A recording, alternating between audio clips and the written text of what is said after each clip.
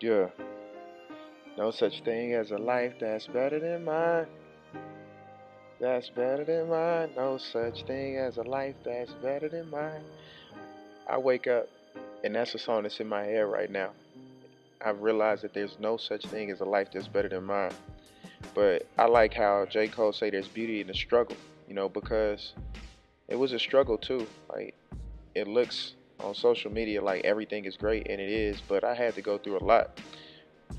My pastor once said Martin Luther King had a dream, but he had to wake up and fight a nightmare.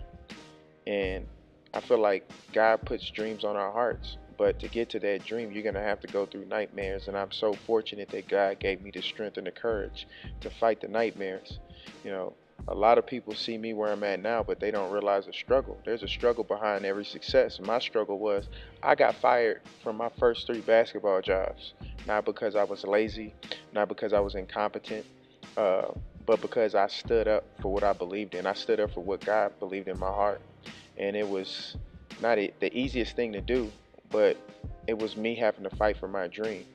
You know, God put me where I'm at to influence kids not to be the best basketball player they could be, but the best people that they could be.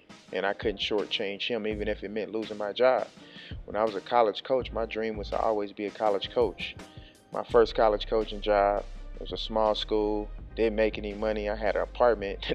All I had was a bed, like nothing, a bed and a coffee maker and a microwave. No furniture, no TV, no radio, just a bunch of J's. That's all I had. And despite that, I was happy, I was grinding, I was working hard. The athletic director came in one day and he felt like because of my title, he didn't have to speak to me like I was a man. I stood up for myself. He stood up, said, "Son, let you know something." He took his hand, put it about an inch from the ground and said, "This is where you are." Then he took his hand, he put it above his head and said, "This is where I'm at.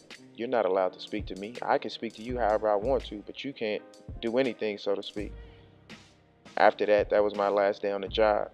But I kept grinding. God kept elevating me. When I started my business, I ain't had no money. I remember crying, put my last $20 in church saying, "God, I don't know how I'm going to make it, but I trust you." And from that day to this day, God has continued to bless me in my profession and allow me to do the things that I'm doing now. There's no such thing as a life that's better than mine. It's funny how things come full circle. Chauncey Billups was my role model. I didn't have a basketball trainer, so I just watched Chauncey. My dad recruited him in 1996. I remember I met him for the first time.